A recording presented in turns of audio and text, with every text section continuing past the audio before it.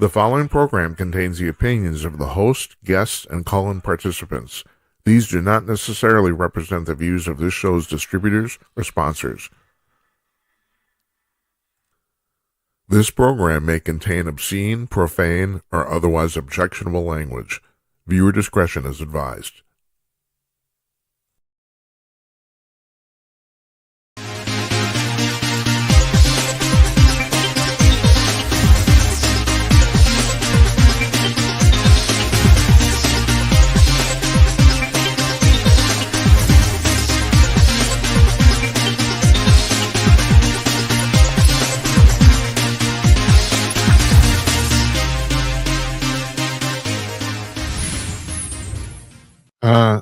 Yes. Coming to you cordless, everybody. Greetings from Minneapolis. It's Monday night, September 8th, 2025. I am Jim Peters. Welcome to another edition of Jim Peters at Night. This is episode number 272. Mark your scorecards. Someday there'll be a test. Do we have a show for you tonight, man? We got two guests, fantastic guys. First up, John Mason. He's an entertainment attorney. He's written an autobiography called Crazy Love. And man, I pointed this out at the end of the beginning of the interview here. We taped both these this afternoon. This guy's like kind of like the Forrest Gump of the entertainment business. He's been everywhere at all the right times. He's known everybody. I mean, you hear about he played on one of Frank Sinatra's most famous records. I mean, it just goes on and on and on. It's almost obscene. I mean, he's known everybody. And so, yeah, we're talking to him for the first half. Second half, we got Don Wilkie coming on, and he's written a book called Freedom Unleashed. Oh, God, Jim, don't screw this up. It's Freedom Unleashed, right? Is that what it is? No, Freedom Revealed.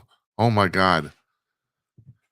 Had a great talk with him. He said, and I pointed this out in the interview too. He said that he's saying things I've been saying for a while, but he put them much more eloquently. He said it took him 20 years to come up with the simplicity of explaining this. And basically, his theory, if you want to call it that, is that freedom is not an idea or a right; it's a system, and that you have to put the system in place to ensure that it still exists. And you'll hear about that. They've got a little bit of a gym cast. These are long interviews, so we don't. I don't like to do shows longer than 90 minutes anymore. I don't, because I don't think, really seriously, you know, God, Joe Rogan, God bless him. You know, these guys deserve the money they're getting. I have to tell you, and I've said this before. You have to understand this. Rogan and Adam Carolla did these shows for a good 10 years before they saw a dime, and they shelled out considerable money to do them too. It's not like, I mean, you'd be surprised how little money it cost me to do this. And I got a comment on that because we did camera rerouting this weekend. The camera angles I think are a little better now, especially when I'm interviewing guests. This stuff takes time. You know, you got to figure it out. You know, but right now technology isn't really an issue. Now, Mason and I end up talking about that, about AI in the music business, because that's become a real thing. I don't know if you know this. We had on Bruce Solheim. Well, we had Bruce Solheim on twice this summer. He's a UFO experiencer and history teacher out of California. Great guy, fantastic guy. First time we had him on, we played a cut from his band that he said was generated by AI. He wrote the song, but the actual backing instrumentals, it was not his band playing. The whole thing was done by AI. And I used to be a record producer, as you'll hear when we talked to Mason. I mean, him and I have a few people in common, and I could not tell that it was AI. I couldn't. I listened to it twice all the way through, and I couldn't tell. But here's the reason I brought that up is because that episode of the show. Now, we broadcast this on 6 platforms. We're back on Facebook. I mentioned that as of Labor Day. We're back on Facebook now. We broadcast on 6 platforms, and every one of those platforms supposedly record the show, and we record a backup here locally in our studio while we're taping. We do this a lot. Yes, if you're watching 9:00 Eastern right now it's 9:05. We are doing this live, and all 7 of those backups failed. We had no recording of the show, 7 backups, and they all failed. And can you figure that out? We never figured out why. The only best theory we had is somehow because we played this AI track, we triggered something somewhere in the chain that completely screwed all these recordings up. That's the only thing we can think of. And the thing is, there were recordings, the files were blank. It's not like nothing happened. No, supposedly it recorded the way we had files when we were supposed to have files, but there's nothing on the files, nothing, including here the local one we did in our studio, nothing on it, just blank. I was just scary as hell, you know. And the thing is, Solheim and I are both a little paranoid because I've had the government follow me around a little bit, not a lot, but enough to know what happens, you know, and he has too. So okay, so that's tonight. Tomorrow night, we have the guys from the Ukraine show. Now, the Ukraine show is kind of interesting. It's a podcast. It runs twice a week, Mondays and Thursdays. It's about the Ukraine-Russian war. The reason this podcast is so unusual and has gotten so much attention is because one of the 3 panelists actually broadcasts from Ukraine, is actually in Ukraine. One of the other guys is Ukrainian, but he's in Toronto. And the third guy is our old friend, Jonathan Lockwood, military historian and former U.S. Army colonel. He's the third guy there. And all 3 of them are coming on the show tomorrow. They're going to talk about what they're doing. The other 2 guys' names are Ivan Kurchenko and Sasha Starr. Sasha's the one in Canada, and Ivan is actually in Ukraine. That they've gotten a lot of attention from a lot of media outlets simply because they have somebody actually in Ukraine. It's the only show that anybody knows that's actually doing that. So that's going to be interesting. Also, tomorrow night, tonight, because of the length of these interviews, we're basically not going to do a Gymcast in between. I'll talk for a couple minutes. I got a couple quick things, but excuse me. Because we have 3 guys on tomorrow, although they're all going to be together, we're going to do an extended Gymcast tomorrow. Now, tomorrow afternoon, there's going to be a UFO hearing in Congress, another one. And you're going to want to, I will give you the update on that. Nobody really expects anything earth-shattering to happen. But, and I'll talk later on too, Richard Dolan, who's now, since the death of Stan Friedman a few years ago, I think arguably the single most respected researcher in the UFO field. He's put out a podcast where he's been saying what I've been saying for a while, and that is, even if the government told you the aliens were here, would you even believe it? I don't think anyone would believe it at this point. I don't. Even if the president got up on podium and said, yeah, the aliens are here. Yeah, you get a lot of press, but I don't think a lot of people would believe it. It's gotten to the point where this has gone on for so long, and so many people have lied, and so many of the photos are fake that if the president himself could say it, I don't think most of you would believe it. I don't. And he just did a podcast saying the same thing. I've been saying the same thing for months. So we're going to do an extended Gymcast tomorrow. We're taking Wednesday off. I'm going to my mother's assisted living facility. She's 101 years old. She's kicking the ass of everybody there. She's the oldest person in the building. And I guess I don't look, but I guess if you get on Facebook, she's in every single picture. Because she's very social. She likes that. She's wondering why all the other old people aren't social.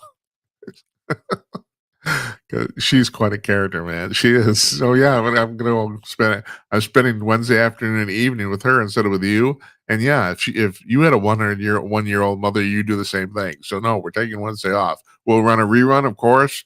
Thursday, Tim Conaway is going to be here, our old friend. He's the executive director, former executive editor of Hustler magazine. Always good with the stories, always good with an opinion about what's going on. So that's our week here.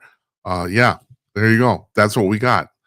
So now we're gonna in 12 seconds we're gonna put John Mason on. Watch how I do this.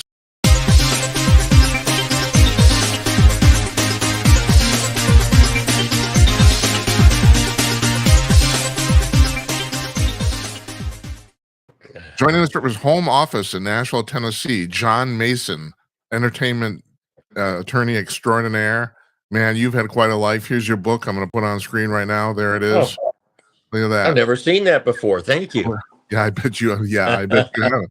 Okay, so John, I don't have to tell you that it's almost like you're out of Forrest Gump, you know? It's like you seem to have been in all the right places, all the right times. Yeah. It's really kind of amazing.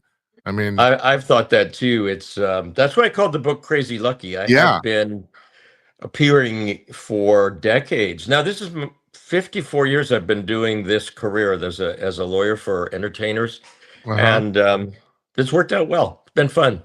Yeah. Yeah. So your father was a butcher, right? Correct. And your mother was a checkout girl at the same market, correct? Yes, the Checker And and a little independent market in Hollywood. yeah, when did you guys move to Los Angeles? Well, I was born and raised Oh, in you were Los born here, Angeles. raised here. Okay. Yeah. Yeah, my dad and mom moved there. Oh my gosh, that my mom's born there, and my dad Uh-huh. was born there, even though he grew up in Canada. So we had deep roots in LA, which I wish it was still the way now that it was then. It was a great place to grow up, not a great place to be today. Yeah. Kind of off topic, but I am really curious. Why'd you move to Nashville after so many years? Man, Jim, it's a long story. We didn't move to Nashville originally. We moved in 1988 to Lake Tahoe, Nevada, and Uh-huh. spent almost 20 years up there in Reno and Lake Tahoe. And then we went back to LA for my oldest young kids to go to Beverly Hills High School. We moved here in 2013 because I had a really, really good practice here that went all the way back to 73.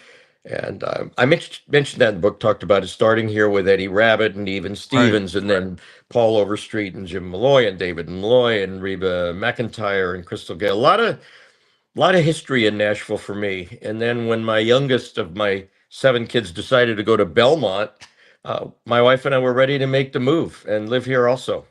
Did it have anything to do with the fact that a lot of the music industry has now switched to Nashville? Maybe more No, so than 20 years ago? no, not at all. And I don't find in my practice that it's an advantage to be in Nashville other than the time zone. I'm not Uh-huh. in country music as you can see and you can read in the book. I still have clients in country music, but clients like Olivia Newton-John, who's passed, but the estate is my client, and Bob Gaudio and Frankie Valli are not based in Tennessee and are certainly not in country music. Yeah. Oh God, I just forgot what I was going to say, but that's okay because I can do that. You went to school in Berkeley?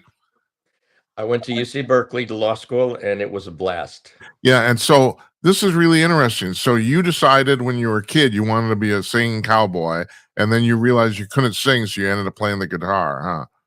I did, and I also had a life in horses. I played polo for 32 years, played all over the world. So the horse part and the guitar parts worked out. Uh-huh. Singing, still not my forte. You must have been a pretty good guitarist, though, because you had a lot of stuff going on when you were a teenager. I mean, Yes, I was a good guitarist, and my secret was being able to sight read on demand. So I've got to play on hundreds of recording sessions in Los Angeles because they could put the sheet music in front of me and I could read it and play. And better musicians than me, like Glenn Campbell, could play anything they were asked, but they couldn't read a note. right, right. Yeah, and so did you ever play with like what was called the Wrecking Crew? Did you ever end up I doing that? Yeah, I did. I did get to play with the Wrecking Crew, including in a session with Frank Sinatra at Capitol Records. And again, it was only because we had a 60-piece orchestra, and Glenn Campbell couldn't read the guitar charts, and they don't have guitar players in orchestras, so I got to do it. That's not in the book, is it? That you I don't know if it's in the book. I don't think I didn't Uh, see it. I read the whole thing. I didn't see it. yeah, yeah.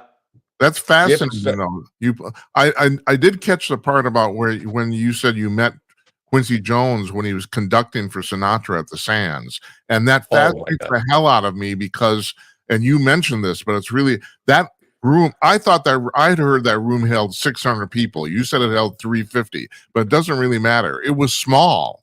You had Very small. Yeah, Yeah. I mean, it was really intimate, and there's something about seeing a guy of that stature in a room that small that I can only imagine must be mind blowing.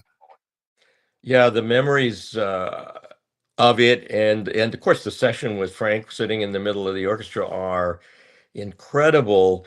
The number of seats I put in the book, I thought I had 238. That I researched. That is the number of seats that were in the stands, and Oh, I'm I sure you're still, right.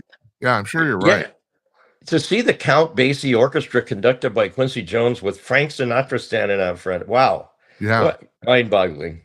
Yeah, unbelievable. And then I didn't even know you played at the sessions and what is that, Studio One at Capitol? Is that what it's called? I can't Yeah, I remember. think it's called Studio A. Yeah, right. I didn't even know you were doing that stuff. And how old were you when you did that? Let's see, I was 17, And 17 years old. what are there tracks I can listen to you that I can listen to Frank where you're playing? Like, do you Well, remember yeah, one of them?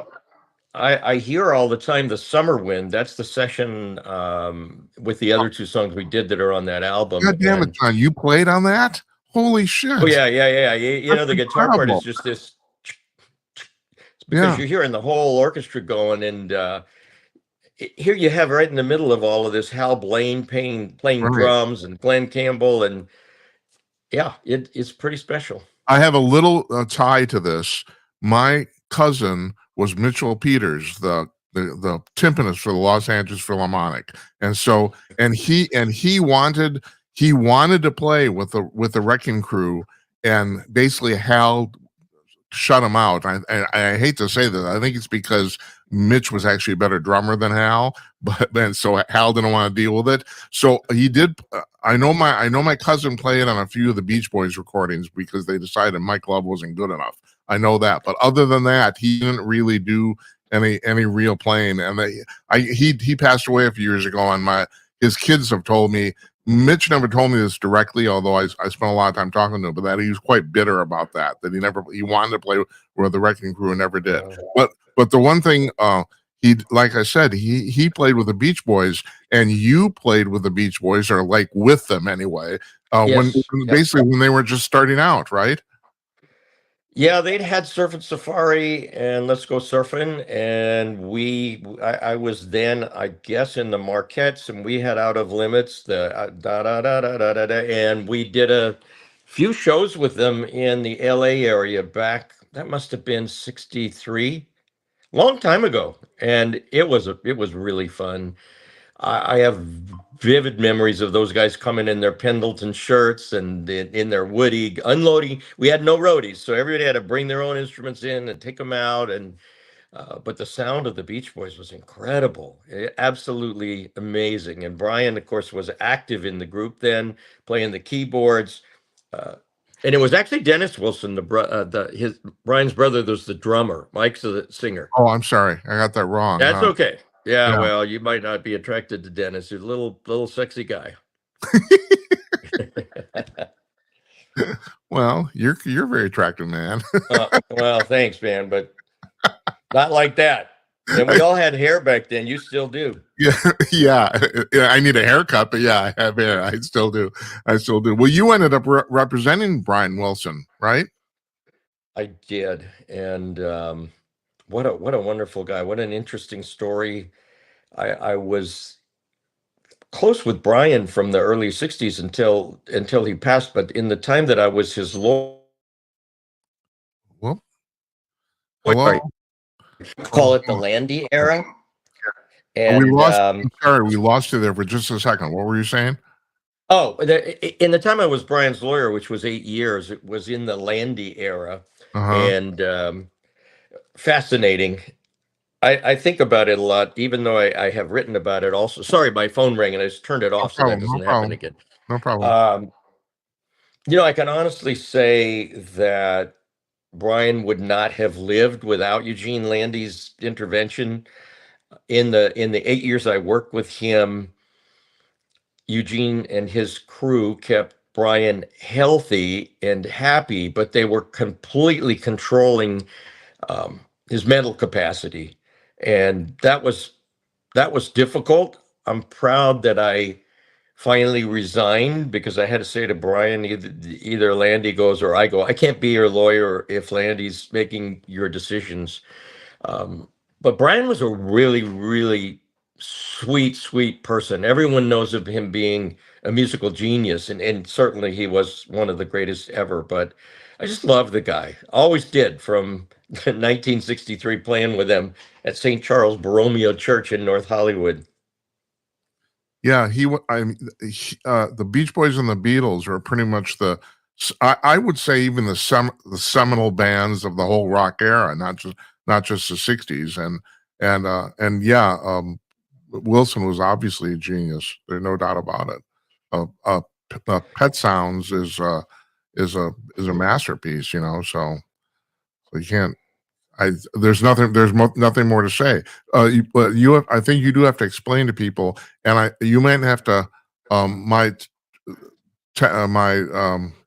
phrasing might not be right here, but Landy was not. He served as Brian's psychologist, but he wasn't really a psychologist, right? He was really a Oh, psychologist. he He was. wasn't a He psychiatrist, so wasn't a he psychiatrist. Okay, couldn't prescribe medications. right. In that regard, he did bring in physicians, psychiatrists, but he effectively told them what to prescribe because he couldn't, you have to write that script. If you're a doctor, the pharmacist Mhm. can't just take a call and say, "Yeah, I'm gonna make that for you." Right. He Right. ultimately was delicensed in California for having had the I guess you'd say the tenacity to make the prescriptions and do it all through like licensed doctors. Mm-hmm. And you worked for Roy Orbison, and he was kind of a tragic figure, wasn't he? He sure was. Another just amazingly wonderful, sweet guy, but really started his career down in Wink, Texas, and had some big, big hits with "Oh Pretty Woman." Moved to Nashville, was a giant star. In fact, it's amazing that 1963, the opening act for Roy Orbison in England was the Beatles. They were the opening act. Yeah.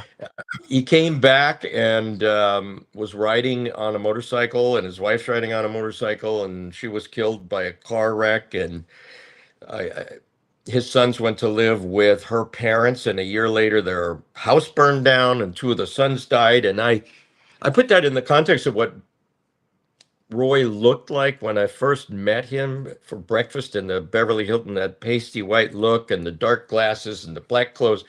He was a sad, sad guy. And I think, Jim, you've read the book, the story of his marriage to Barbara and how it ended up well. But I went to their house and Barbara was an alcoholic and an agoraphobic. It wasn't easy for Roy, uh, but he made it and he did great. And the last show he ever did, that black and white night that Barbara produced, was one of the most stunning concerts ever done, with Bruce Springsteen and Elvis Costello. And I can't even name all the musicians that were on that session. In that TV show. Amazing stuff. And the Traveling Wilburys, who you said Oh, that Roy was totally blown away the fact he was invited to join it, and I believe it. he was. He called me and said, "John, you're not going to believe it. George Harrison called and asked me if I'd been in this band with him."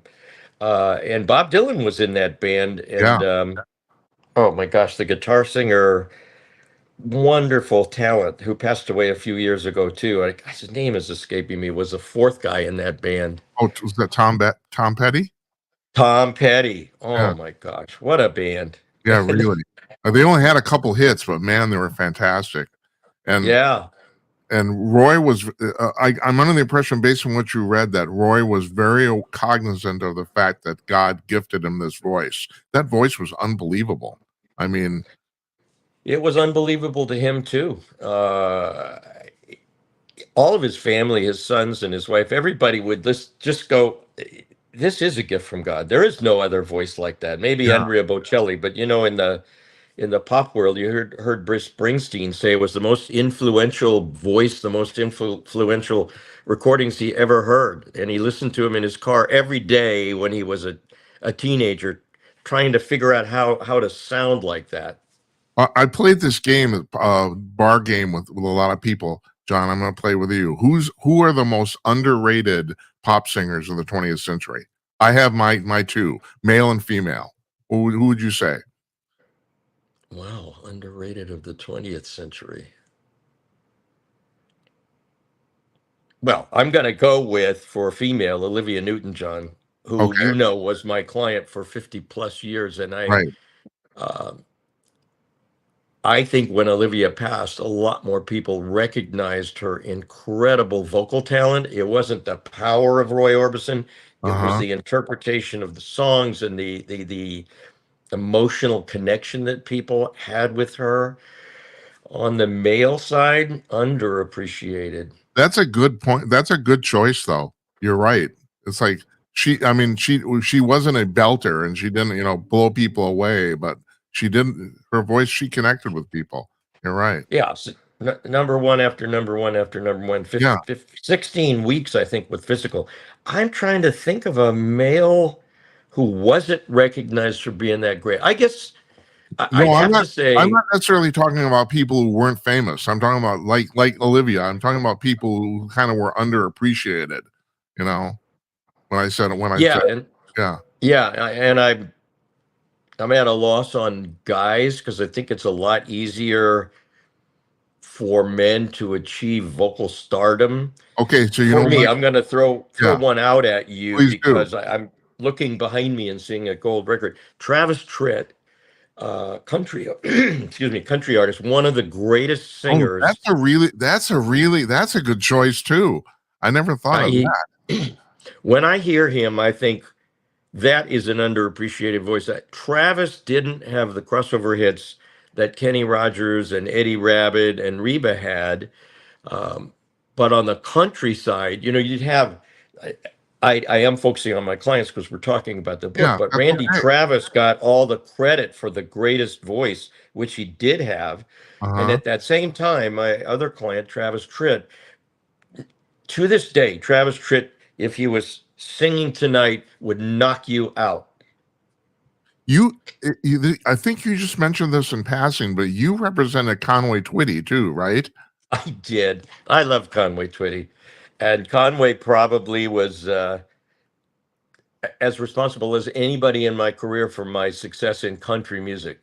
Uh-huh. Conway sent me Reba and Randy Travis. I mean, if it was just those two, it would be great, but he never Yeah. stopped. You know, I still tell artists, well, you got to hire John Mason. That's how you're going to get it done. So it was really a blessing and super great guy. Loved Well, him. so now you've just touched on something here that you didn't really write about in the book, and probably because of modesty, but we do have to talk about it, and that is I've known guys like you. I've been floating around the entertainment business all my life, and I would say that one of the reasons you're successful is because, just to be perfectly blunt, you didn't screw people. I mean, there's and the reason I mean that sounds like is a really blunt way to put it, but the fact of the matter is, I know the music business, and you Yep. write about it. I mean, there's people who are trying to control people and screw people all the time, and it's like once you can build up a trust, man, it's like, it's gold. Well, as long as you continue to live up to the trust that's given to you, Yeah. and too many times what I've seen and what you've seen is people are given the trust and then they betray the trust, and Hmm. it makes life really difficult for the entertainer, for the icon, right? Yeah. But I could I say was too. talking. No, go ahead. Go ahead, Jim. I was I gonna, was talking I was at an event for a celebrity's to benefit a charity that saved a celebrity's son's life. It is a crusade to get kids to understand that taking drugs is a really bad thing. Not when you're addicted, how do you get off? And that's medicine thing. But I was talking to a doctor there and saying that one of the problems that we've had in entertainment, and this would probably be true with as true with Tom Petty and Elvis Presley and Prince, they were prescribed medications that they shouldn't have been getting over Mhm. and over. Anything they wanted, Elvis could get anything he wanted, 10 prescriptions. I was talking to this guy who had been an addict, and he said, yeah, I was addicted to Xanax. I wasn't sure what it was, but I said, how did you keep getting it if you're taking it multiple times a day? I had multiple doctors. And the doctors are prescribing these things because they want to be on the celebrity gravy train. And that's certainly what happened to Michael Jackson. So on the legal side, the same. It's not an illegal drug, but if you cross the line, as Colonel Parker did, in my opinion, with Elvis, and Landy did with Wilson, and you start thinking about yourself before the talent, it's a problem. I've never done that, and I've only been a talent lawyer. I don't represent record companies and publishing companies, so thank you. But on the other hand, too, no, not on the other hand, just you. I mean, you've observed a lot of people. You worked with a lot of people in your 50 years. Is it just inevitable that people just quest for power? I mean, it seems like in most of these instances, you're right. Intentions start out good, and then it kind of all goes off the rails. Is this a natural thing for humans, or what have you made? Have you come to any conclusions working with people about this sort of thing? Well, yes, in the sense that I can say to celebrities today, if you have the chance, choose somebody who's been doing it for decades and who has a great reputation. I'm not promoting this for me because I don't take new business, but there's people more than me out there who have done this with integrity for a long time. I would go to those people 10 times over than the tendency is to go with somebody that you're related to, with your friend, with your cousin, who Right. really is trying to start in the business also. And then when success happens, it is a Pandora's box, like the translator for Shohei Ohtani. All of a sudden, it's big time, lots of money, and he starts spending guys' money on gambling. Right. That's the untried and untrue person that celebrities rely on, who, given the chance and seeing that that person's going to get all the money and all the fame and I'm not, I'm just going to take my little piece of it. That's a sad part. Yeah. Oh, by the way, my two underrated singers are, well, the male would be Dean Martin, because this is the way I look at Martin. Martin did not have the musical chops that Sinatra did, but even Sinatra always said that he had naturally the better voice, and he actually did. But the thing is, Sinatra knew what to do with it, and Martin didn't, kind of, relatively speaking. That's the way I would put that. I don't know. I assume if you knew Frank, you probably knew. Did you know Dean? Yeah, in fact, I'm smiling because Dean was a regular customer at the bar in the restaurant my wife Bianca and I had in Los Angeles Yeah, called and Mason. yeah, I don't. I never put that together. You had Masons. I mean, Yeah. I knew this restaurant. I never put that together. That was you. I never did until I read your book. One Yeah. of my favorite photos, my personal favorites, is Dean sitting alone at our bar with a martini. Um, he wasn't like Frank with a big crowd of people around him, and he was waiting for his wife that night. My client, Jimmy Bowen, who I mentioned quite a few times in the book, produced Frank and Dean, and he talked about the difference in those guys on the Sinatra channel. Frank was really difficult to work with. Dean was just a prince, just a pleasure. And when I now hear Dean songs, that's Amore, Everybody Loves Somebody, I think, what a great singer. Oh But you God. also have to think Dean Martin started as half of a comedy act. Right. That's Frank right. started as Frank. Yeah. So that, I think, that diminished people's thoughts about Dean in that time that he had been out of it. And then, the Dean Martin roasts and the sand shows with Frank and his friends. Dean always played the drunk. Now, I'm Yeah. not saying he didn't drink, because I've already Yeah. told you that he was sitting at the bar having a martini, but he made himself into a caricature in that way. Um, Frank's image was about Frank, period. Tough guy, great Yeah. song interpreter, not a singer per se. Same with Right. Kenny Rogers, song interpreter, not Right. singer. Right. Yeah.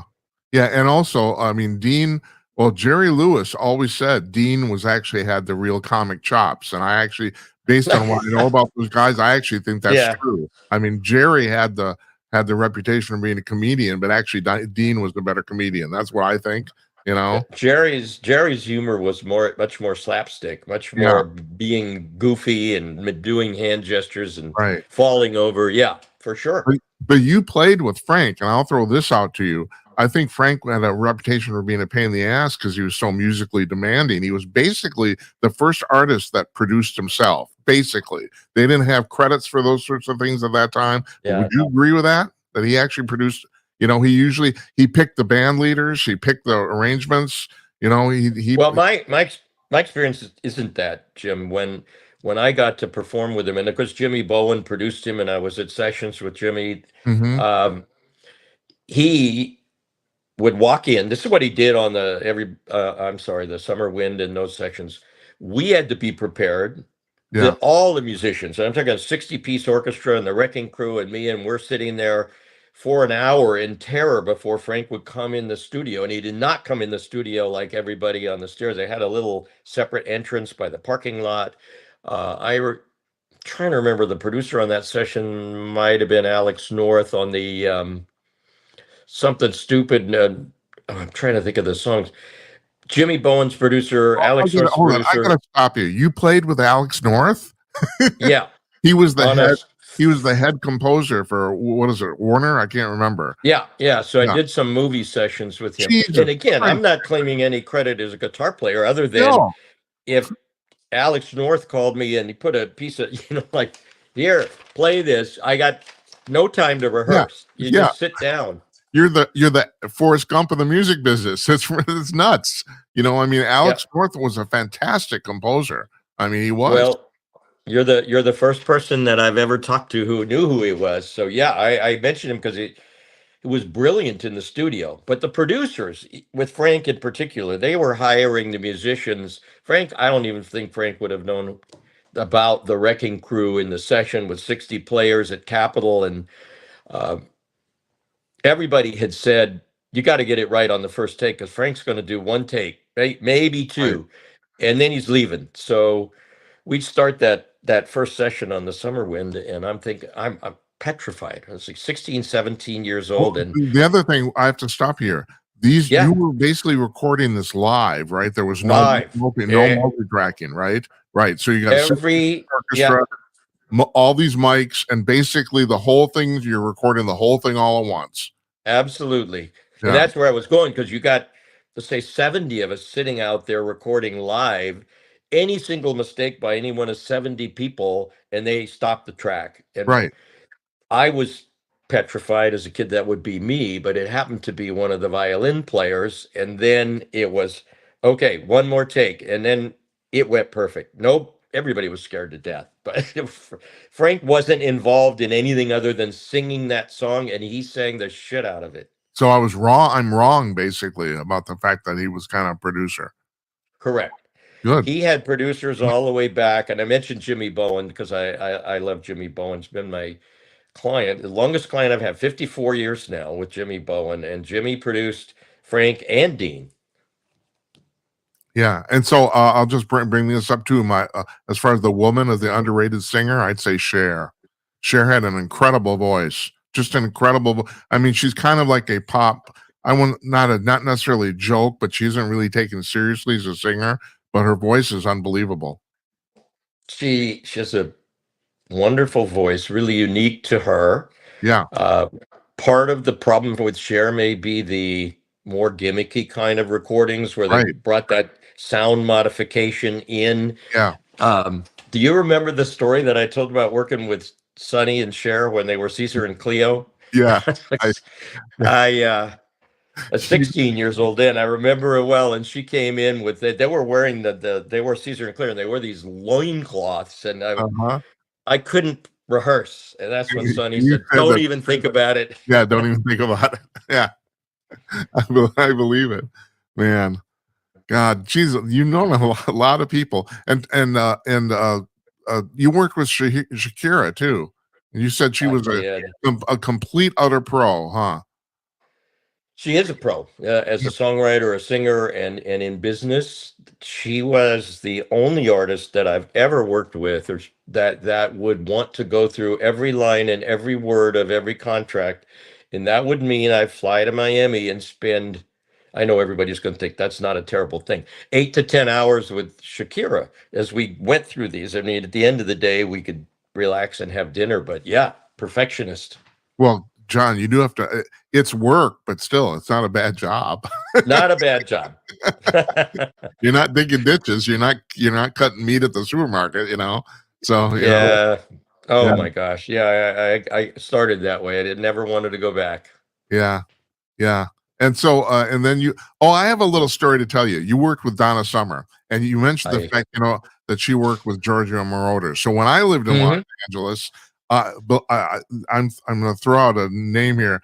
You might know. I was represented by Nick Wexler, who went on to produce a zillion movies. Yeah. And so Nick calls me up one day and says, "So Jim, I'm talking to Giorgio Moroder, and his girlfriend wants to take piano lessons. I thought maybe you know somebody." I said, "Yeah, actually I do." So I set Huh. her up, and apparently it worked out quite well. And I never met Giorgio, never met him, but yeah. So that's my little tie to Giorgio. It's like I got his girlfriend piano lessons. That's great. Well, the You thing got I the love big money. about I did it. yeah. Well, somebody's got to do that. That's right. I know. So you segued into that from my dad was a butcher. Her dad was a butcher. So we started off with this great, common, funny history. Uh-huh. Yep. I The, didn't the know that. butcher's kids. Yeah. And she maybe I would say, wouldn't have been successful without meeting Giorgio Moroder and recording and having her career start in Germany. Yeah. Yeah. Well, and also you were talking about the whole drug thing earlier, and there's one part of Yeah. the book where you mentioned I think you're in Neil Bogart's office. I can't remember if I'm right about Yeah. this. You said that because this is the late 70s disco era, everybody was using cocaine. You said that in that meeting, you and only one other person are still alive, right? Yeah. Yeah. In that meeting, In only that me, meeting. but Right. in that little negotiation with Susan Mineo was Donna's manager. Susan is very much alive and also living here in Nashville. Oh, that's pretty cool. But it's Yeah, unfortunate about the other people, you know. definitely. How Well, do it you, was how did you you you how did you avoid drugs? You just didn't the want to same do it? way I would today. I've never ever even thought about it, but I need my brain to work, right? But talk Right. about Brian Wilson always telling me I fried my brain. No, I wasn't interested in that or altered state of being. I mentioned, and you may remember that night that Eddie Rabbit played in the Astrodome for the Houston Livestock Rodeo, and they broke out the cocaine in our annual meeting after the show, and I left the meeting, and he didn't speak to me for 1 year Yeah. because I wouldn't do that, and it never. I still have a law license. I'm not jeopardizing my career for anything. Right. And yeah, people probably don't think about that, but that's true. You get your license pulled, you're done, you know. Yeah, it happens. Look Yeah. at what's that guy that represented Stormy Daniels, Michael Avenatti or something like that. Yeah, right. Lost his license. He's in jail. Rudy Giuliani lost his license. Yeah, right. I know. It's not that difficult if you aren't careful. Bill Clinton lost his license. Oh, You you're right. I'd Yeah, forgotten that. that's right. Yeah, that was one big thing punishment he got out of the whole Lewinsky thing is he lost his law license. It's terrible. Yeah. And Yep. you worked with Barry Manilow? I did. I did. Yep. Yeah, a really good musician. That guy was just fantastic. Now there's an underrated singer and Yeah, musician. yeah, and you're right. I'm happy I you agree. brought that up. I Yeah. agree totally. Right. Yeah. Barry's the whole package because he's a great entertainer as well as songwriter, singer, um, musician, piano player. Well, he started out right playing piano for Bette Midler in the Baths Yeah. and became an act on his own and stellar career. Yeah. Interesting guy. You know the story with Barry that I wrote is much more about his personal life than the career per se, Right. because I found it touching to go through that with Barry and Gary that the relationship had to be put in the background for the career. Yeah. Because at that time people wouldn't necessarily accept that, you know. Right. Well, plus his fan base was all women, and there needed to be that was true in movies too. In the 50s and the 60s that that were gay men or gay women, and they weren't allowed to talk Right. about it because the studios wanted the fans to think that they could be that person's husband or wife. And my gosh, that hasn't changed. You know, Oh, it that hasn't. No. story I was telling about in the book about the lady that was wanted to marry Randy Travis, was convinced she was going to be married to him, or she is married to him, and was driving here to Nashville to live with him. This still going on, still Yeah. fantasies that people have that, oh, well, you have it with athletes now. People see them on TV and think that they are having a relationship with them. By the way, Mhm. we're on that funny subject. We're sitting there, talking to each other, and this is real, right? Sports and acting, that's not those people's daily life. Yeah. I have a cousin who's a very well-known assistant director in Hollywood, and Hmm.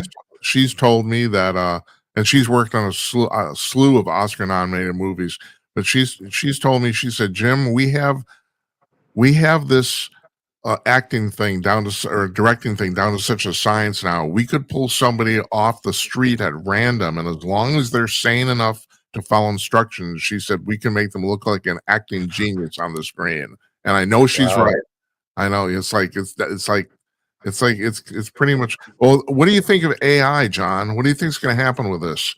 It's like, I and also think I'm from a legal standpoint, even before you answer that question, I got to ask you from a legal standpoint.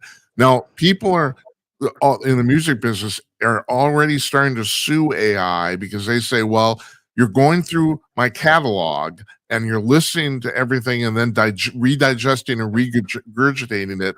And my question is, and as a musician, it took me 20 fucking years to figure out copyright law. I admire you for what you're doing, because I didn't know what was going on really until I was 40. But I don't understand how just listening, AI listening to that stuff is an actual violation of copyright. Could you explain, or is it? Can you explain that to me? I'm going to smile and say I cannot explain it to you. Okay. Um, there is a there was a settlement in a case last week, 1.8 billion, and I can't remember the parties and I wasn't involved, but the uh, the AI entity was using authors' works to train the AI to write those kinds of works, Right. and and an authors group sued the AI company, and that they settled for 1.8 billion. It's in the paper today. It's in the New York Times today. I'm not going to go into that area, and my answer to your question was going to be I'm really, really happy that I won't have to deal with it, Hmm. uh, given where I'm at in my life and my career. I mean, it'll be 80 next year, so I'm not Yeah. trying to reinvent the wheel. I would say I'm scared to death of what it can do. It can copy. The law is not clear. That's why I said I wouldn't go into that. Um, you can copy a copyright. You cannot copy a copyrighted work, but what they're trying to do is use the premise of the copyrighted work and write something effectively identical. So it's not the exact copy, might be the same story, told a little differently. And I don't feel comfortable in the law to tell you that I know exactly what is and isn't protectable.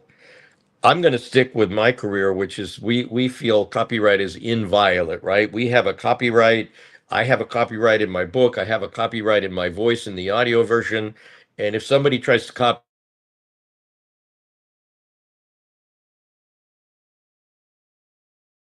with a robot, is a scary thing. And if it happened to one of my clients, and it hasn't yet, uh, I'd go after him big time. Uh huh. Yeah, and so what was the question I was going to ask before that? I actually interrupted myself. I don't know. You You- got on the AI, and it's my least favorite subject because I'm not I'm intentionally not getting into it as a lawyer, and you've again my 55 years speaks for itself, and I'm just love talking about in any of those people, anything. A lot of people ask me about book two. I mean, and book two could be. I chose people that I had that intimate and close a relationship with, that I could talk about them that way. But I could write about Travis Tritt or ABBA or Yeah. all kinds of people that I've worked really, really closely with. A lot of them are back here. Randy is there. Gloria Stefan is in the book.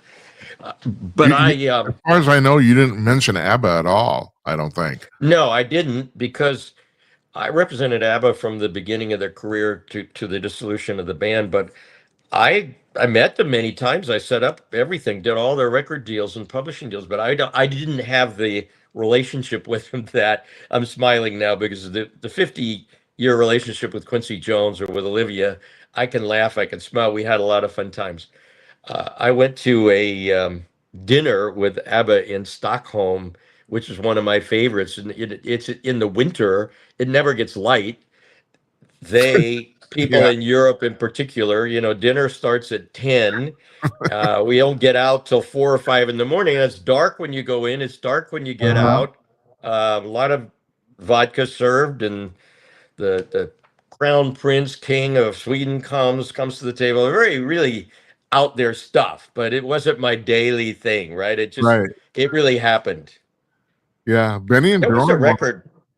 they There's a were around. record I played on called This Actually Happened, and I think Alex North produced that record, but that actually happened. So there's a lot of funny things that actually happened that I didn't write about, because I just wanted to go with people that I could make.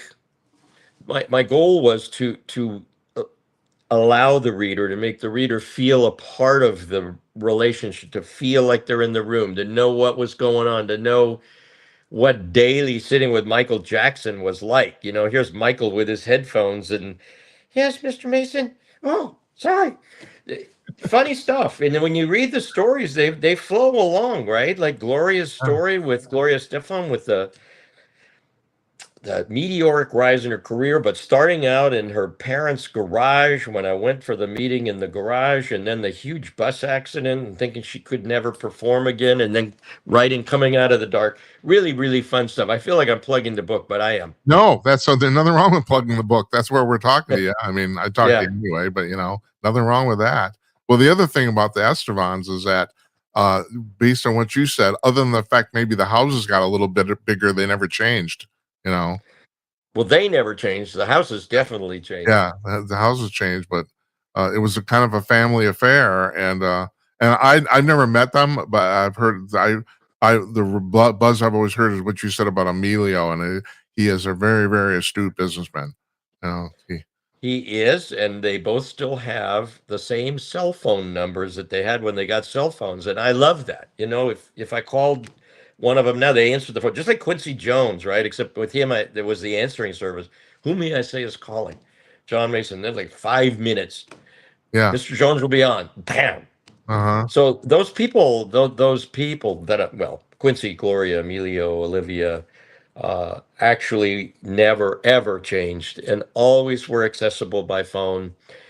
Even Brian Wilson, when I did the Diane Sawyer interview, and she had this. Well, Landy said you were always able to call Brian. I said I was always able to call Brian, but I always had to go through a handler to get to him, and he always had to meet with a handler after talking to me to download, and they were recording. And um, but Yeah. generally, my practice has been I have to talk to the clients. I'm not Did going I through the did I manager get and this the right? agent. And that is, they actually used that in the trial as an example of if anybody can actually connect to Brian. Did I get that right? Yes. Yeah. Yep. Right. So let me run another thing, a musical thing by you too. So you're talking about Quincy and Michael Jackson. Now I know Quincy produced those 3 albums. The first 2, especially, are really obviously extremely iconic.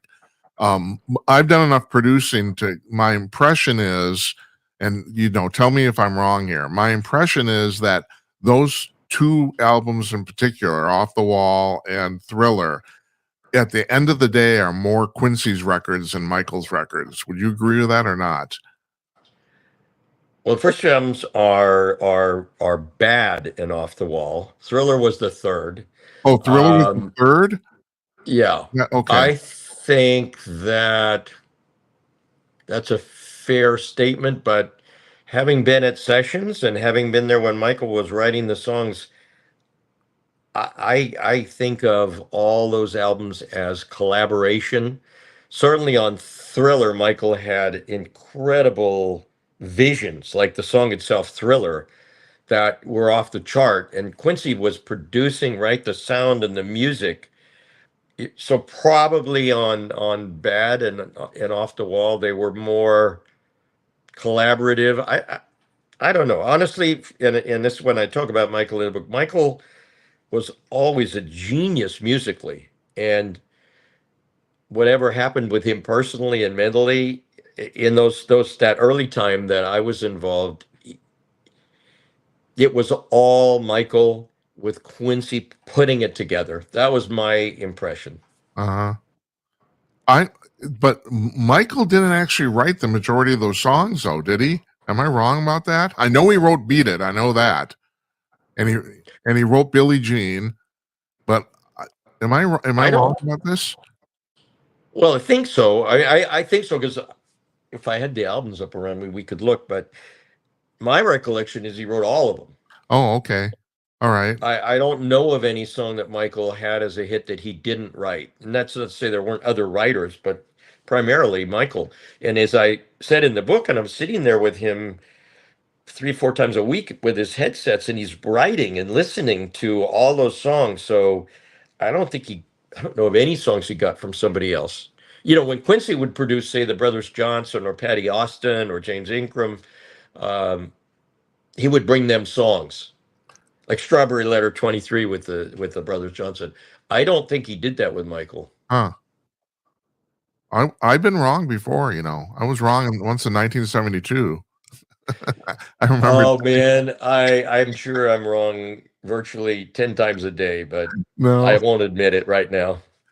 no. All right, let's end with this because this is the last chapter in your book, and I think Yeah. Olivia Newton-John was maybe the most important relationship to you of all these people. I don't know. Is that fair to say? I got that impression anyway, reading, you know. Well, yes, I feel like I'm not going to answer yes. I am going to answer Yeah. yes, but I loved Olivia. She was like my sister. We called ourselves sister and brother. Um, we did a million great things together, as you read in the book. From Greece and Physical, and I honestly love you, and all the shows and the concerts and TV shows. And we had a mutual trust for from 1973 to 2023 that just I can't compare it to anything. Even though I've had that with people, she and I started in the very beginning of our careers and lives and stayed together. Neither of us changed. And her daughter is now my client, Chloe. I say to Chloe, I have to mumble. I've never met anybody like Olivia Newton-John. And I had trouble in the audiobook reading the end of the chapter because it's so emotional for me. So the answer would be yes, but it was a long yes. My Yeah. son always says to make a short story long. That's what I just did. I think we do need to actually emphasize too. You knew a lot of these people for a long, long time. Long time. Yeah, Yeah. you did 48 years with Olivia, right? 50. 50, and maybe longer. 73 to 23. Yeah. Well, Brian, yeah. Well, Brian, I met Brian, gosh, 61 or 62. Yeah. Carl, I mentioned this in the book. Carl Wilson was the same year as me in high school. I went to North Hollywood High School and he went to Hollywood Professional School. So we saw each other a lot and I could go over to the house and see Brian. So yeah, I knew Brian and Mike and Al and Carl. And I mean, Carl, obviously, Dennis, I was going to say pretty well that long time. Yeah, And Quincy Jones, right? Long time. the thing that struck me about Olivia is that, especially with Grease and Physical, it seems like she and or maybe you prodding her and some of the other associates, she was constantly kind of pushing her own envelope. She didn't want to do Grease, and then she didn't want to do Physical, and people are saying, no, no, no, no, you got to do this. Is that correct? I get the right impression there? Well, she wanted to do Grease. I was one of the people that said you shouldn't do Grease. You're too old. But she and John Travolta were really close, and he was already a big star from Saturday Night Fever, and he really, really wanted Olivia, and she called me to tell me that she really thought this was such a great movie and I should buy stock in Paramount. And I said, Olivia, it can't be. You're like 27 years old. And you're playing a teenager. How's that going to play? Yeah, and I tell that story in the book. On physical, yeah, she wasn't ready to go, but she had a great sense of humor and she realized that it was going to. First, we'd think it would intimidate the fans and make them think she was trying to be sexy, but it's so funny. The physical videos are really funny, and she got it and caught on, and biggest hit she ever had. Yeah. Was it, who was the director of Grease? Was that Russell Johnson? Randall Kleiser. Yeah, okay. Something like that. What you're close. I was close. But you said, I never thought about this until you mentioned it, about the fact that he made certain everybody was in their mid-20s so that everybody who was quote unquote in high school looked the same. And I thought, well, Yeah. that's actually pretty brilliant. I never thought of that. And looking back, he's right. They all look the same. Yeah. They do. And, Yeah. now that we see them all as old, the ones that are still around, and Olivia before she passed, it looks like they were teenagers, but they weren't. Yeah. Man, it's been really great talking to you. Thank you, Jim. It's fun talking to you too. Just a second. Let's put your book back on the screen. There it is. There's you looking handsome as hell. Oh my God. Thank you. The foreword by Priscilla Presley, I'll say on the audiobook, in addition to her having written it, she recorded it in a studio for me. So if you get the audiobook, you'll hear Priscilla reading the foreword herself. Well, that's cool. She is absolutely delightful. She was here in Nashville Saturday. We got to have dinner. So yeah, it's great stories in Crazy Lucky. Yeah, you said in the book that you met her at her clothing store or something like that, right? Yeah, 1972, and that's probably part of my Crazy Lucky. I had the nerve to just walk in there. She was getting divorced from Elvis, moved to LA. She was pretty famous from being Elvis Presley's wife and all of that. And she was just a really shy, kind person, and she still is a shy, kind person. But that's 54 years ago. So there's another long friendship. Man, you have a longevity genes in your family. You Yes. look pretty good for pushing 80. I gotta tell you. Yeah, You do. I feel good. Good. Yeah. I can't touch you, but I'm sure you feel good. Oh, you gotta ask my wife about that part. Yeah, I do. No, I'm not gonna. Okay. So what, you got the grandkids coming into the office this afternoon? What are you gonna do? Just one is I'll probably have all three that are here in Nashville tomorrow, but there's only one here today. Yeah, she'll be back up here. Cool. That's good. That's good. I can't thank you enough for doing this, John. I can't. Well, you're welcome, Jim, and I just hope people enjoy the book, and I hope they enjoy you and I talking. Yeah, I enjoyed it immensely. So I'm gonna push it, and we'll put a link up onto Amazon on our blog too. So oh, great. Yeah. Great. We'll do that. When one thing I do ask with people who enjoy the book, because it really matters, is if they would put up the 5-star review on Amazon, because the Amazon's driven to make recommendations based on what they hear. They don't read your book and think, oh, that's a great book, we're going to recommend that. They read those reviews. So 5-star reviews are golden for authors. John, I generally don't do that, because if I spent my time doing that, it'd be nuts, but I'm going to do it for you. Oh, well, thank you. Yeah. It's a big deal. I appreciate it. Yeah. You're welcome. You take care. We'll talk to you soon. You too. Great. Thanks. Take it easy.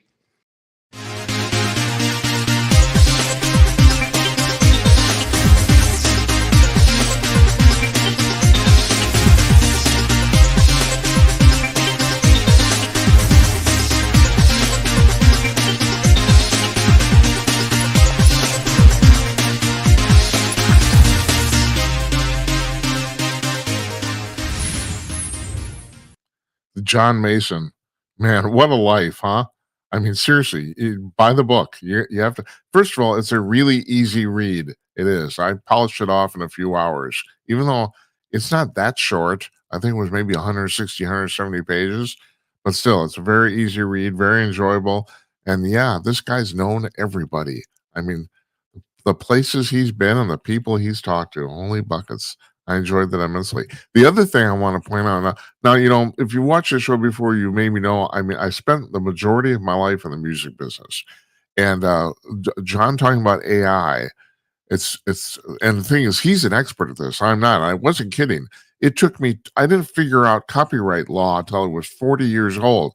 I mean, I'd worked on it for 20 years. It's so complicated. And that's one thing I did want to bring up in this interview, which I didn't. I forgot to, about him talking a little bit about the legal aspects of what he does, especially music, but all the arts, commercial arts in the United States. The legalities involved are so complex. Excuse me.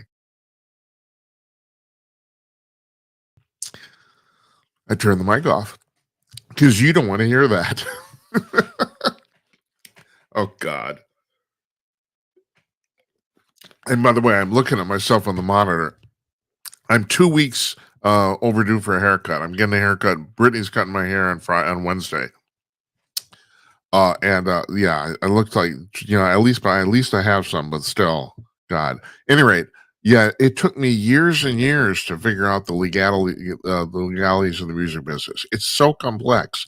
And like I was telling John, I don't understand where the AI companies are getting sued now, as he mentioned, for copyright violation for digesting music. So the way all these AI programs work, and that is they go out on the internet and they read, watch, and listen to everything. And so that's how they get their basis of knowledge. And that's also the reason why sometimes they're wrong. Because have you noticed not everything on the internet's actually correct? I don't know if you ever noticed that. It's amazing.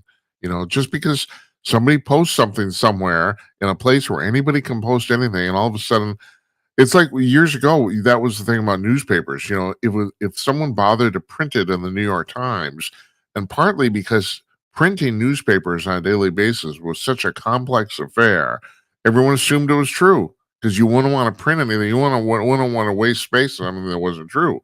And people still, for some reason, who was just talking to on the show just like last week about the fact that people still think this way. They see something on a computer screen printed out, on screen, and for some reason they assume it's true because it's there. And guess what? A lot of it isn't. A lot.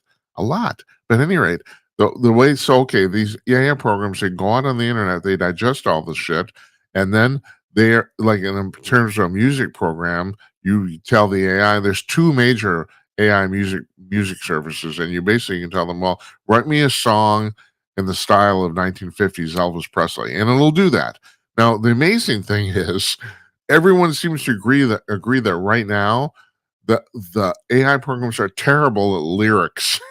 You'd think it'd be the opposite. You'd think that because they're so good with words, that they'd have the words would be easier, but the lyrics are awful, and nobody uses them.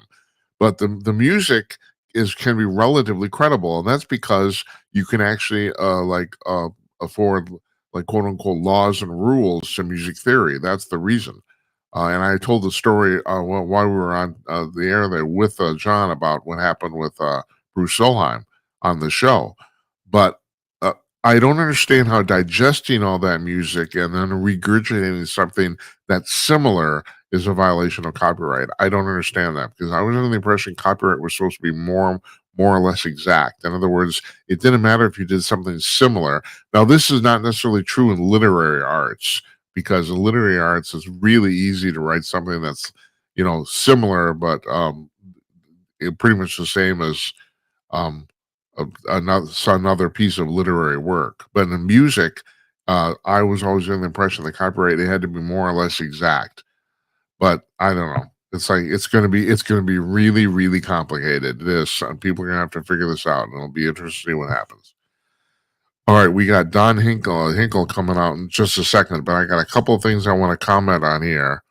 One is, there were 57 people shot in Chicago this weekend, and 7 died, and we are there. The clip is about 7 people are pretty much dying roughly every weekend in Chicago from murder. It's within a course of 2 or 3 days.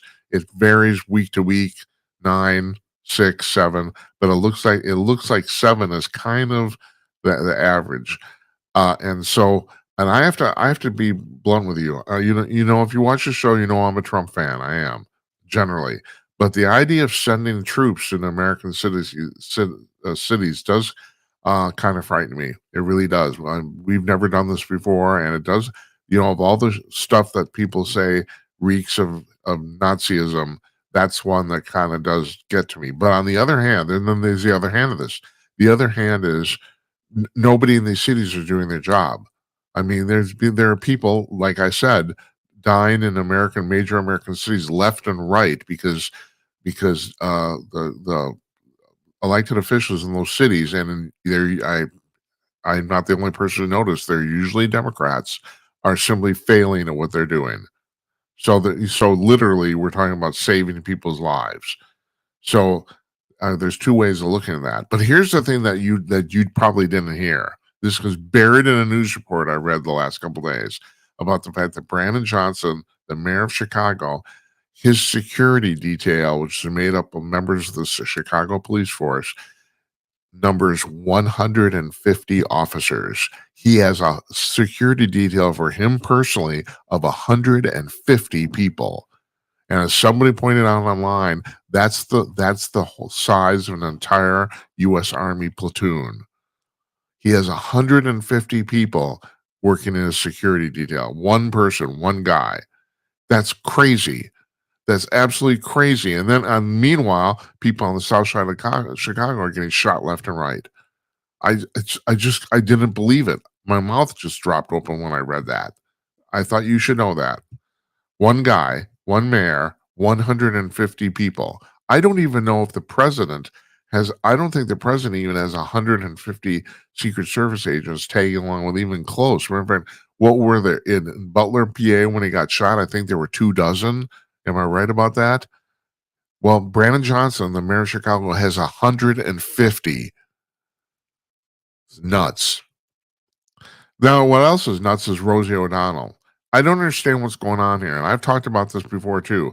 I'm starting to think I'm going to mention this again because I think I want to give this woman credit where credit is due because she completely blew my mind open. Her name's Emma Jo Morris, and she wrote an article for Breitbart the day after the White House Correspondents' Dinner. When was that? February, March?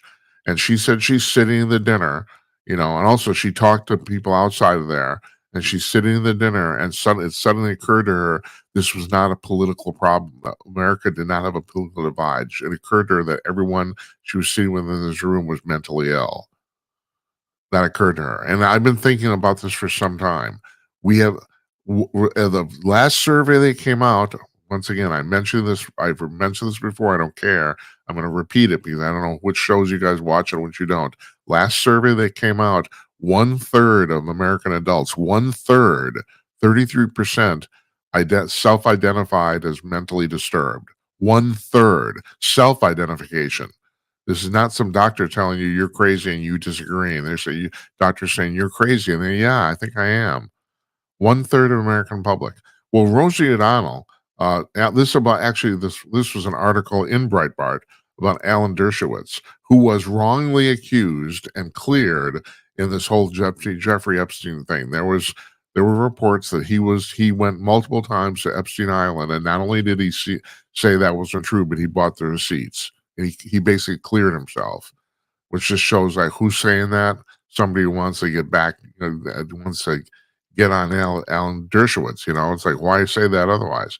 But he's talking about Rosie O'Donnell about in the last weekend on a podcast.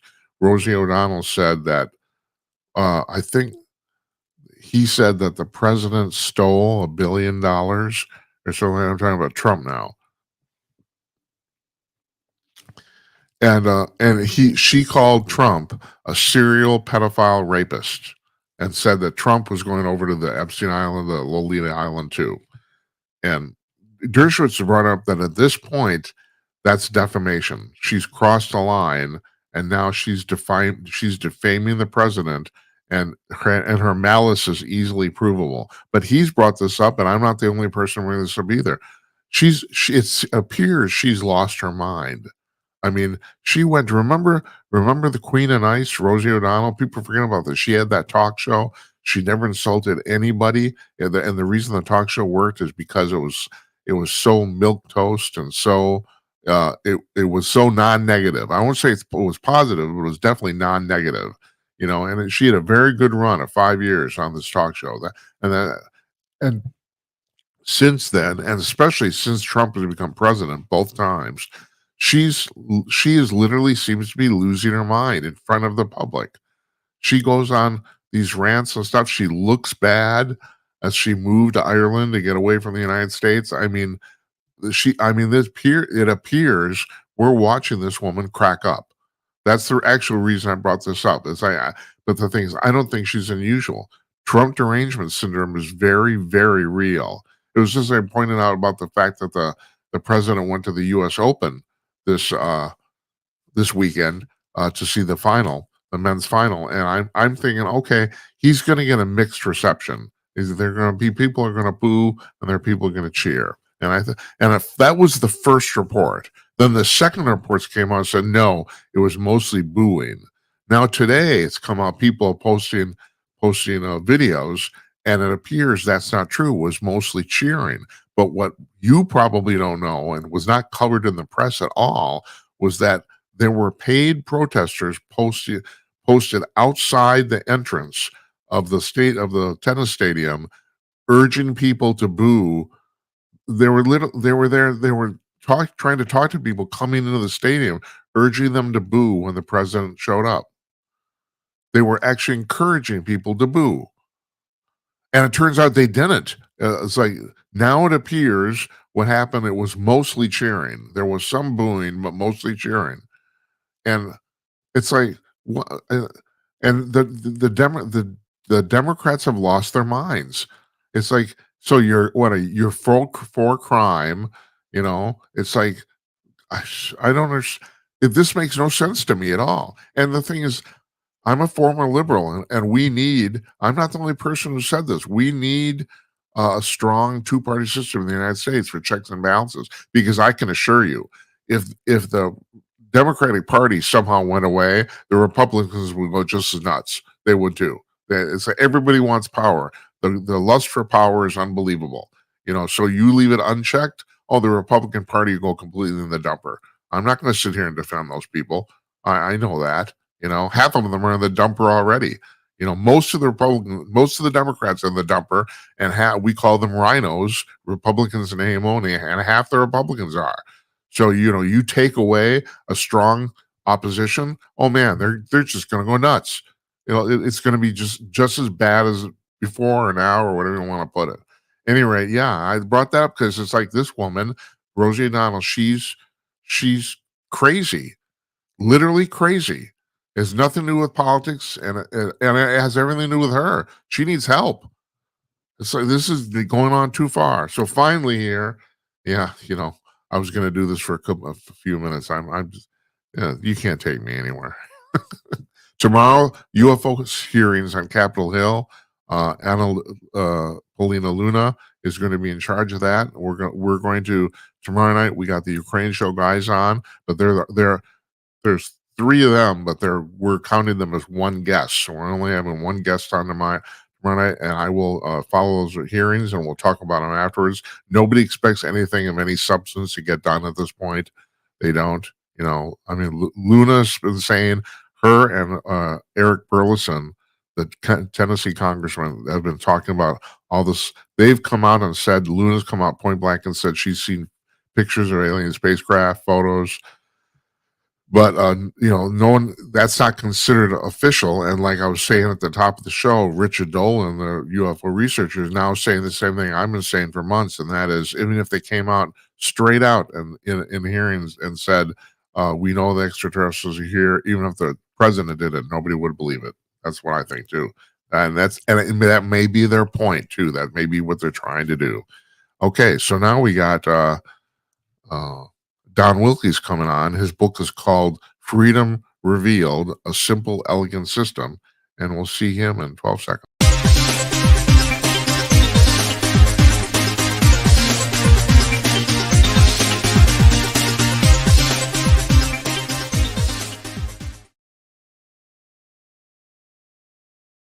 Joining us from his home in Port Huron, Michigan, from his home office, Don Wilkie, the author of Freedom Revealed. Don, nice to have you here. Glad you're joining us. And especially because I tell you, I think your book is the topic of your book is really prescient.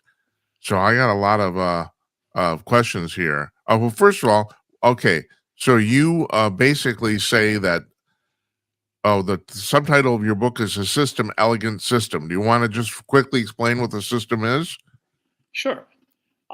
Everybody for 200 years or longer, maybe going back to Plato, has always looked at freedom as a philosophy. What I discovered by reading Benjamin Franklin was freedom is a mechanical system. And if this country is to exist, is to continue to survive, we have to understand how the mechanical system of freedom works, and we have to keep it. Franklin so presciently said at the end of the Constitutional Convention, if you can keep it. Yeah. Well, my goal is to keep it. Yeah. Now, the other thing is in your publicity materials, and I really had to pull this out because I'm kind of a physics nerd. You also listed as one of your mentors, Richard Feynman, the physicist. Oh, yeah. So how does that come into the play, you know? Well, both men were incredibly brilliant, and both men had the knack, the talent, if you will, of being able to relate to anybody. You'd think people this smart, this brilliant, would be in their own little stratosphere, but Franklin and Feynman could talk to anybody. And Feynman always stressed the fact that things need to be simple. If you can't explain something simply, you don't understand it. And one of his statements was, nature has no business being so darn simple.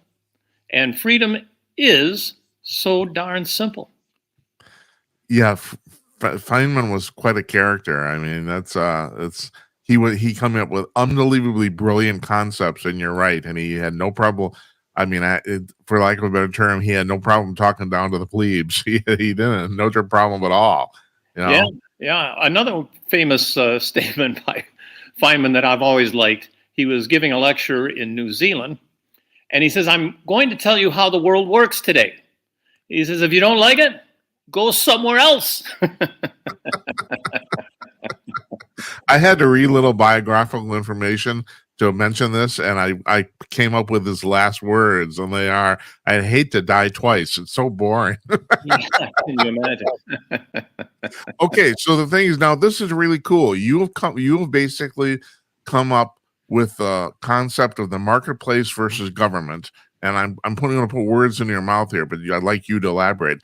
And basically, that comes down to the mechanical versus the philosophical. Do you want to elaborate on that? Yeah, and I'll tell you how I started. I said, question is, where do you start? And so I looked well, hold it. First of all, where did you even get the idea to write this book? What prompted you to do that? I was a businessman in Detroit, and I realized after a while the government was my biggest competitor. The government was my biggest problem. You know, really? It was awful. Yeah. And I said, this is not how it's supposed to be, which of course begs the question, how is it supposed to be? Yeah. And I had no idea where I was going. I found Franklin, thank God, and then I found Feynman. This has been a 20-year project, but it sounds so simple now. You think, well, it could only have taken a couple hours. No, it's taken 20 years to get it all together. But the point is, I started with nature, where we all come from.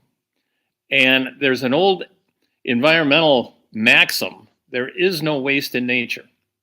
Well, the natural question is, if there is no waste in nature, what drives it out? And the answer, of course, is competition. Competition drives waste out of nature. Now, what people have done for years is they look at competition and they look at waste, but they never look at them together. Mm-hmm. And what I realized from help, I always mention that I had help getting this, is that they're connected like a seesaw. Picture competition on one side and waste on the other.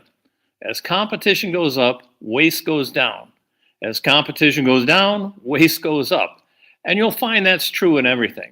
If you're competing in your normal life, as you compete harder, you eliminate more waste. And this is, you might go to a modern example like the Toyota system. The Toyota system's whole modus operandi is eliminate waste. That's what we are here for, to eliminate waste. So those are two principles of how nature works. Now, the other principle of how nature works is everything moves to ease. Now, I know that sounds ridiculously simple, but think of a national park. You always see the sign that says, do not feed the animals. Why do you see that sign? Because if you feed the animals, they'll stop feeding themselves. Well, that's nature. That is how nature works. Competition, eliminating waste, and everything moving to ease. We always look for the easiest path. Now, when you take those concepts and apply them to the two great systems humankind has made, the marketplace and government, I was astounded at what I found. It's, again, very simple.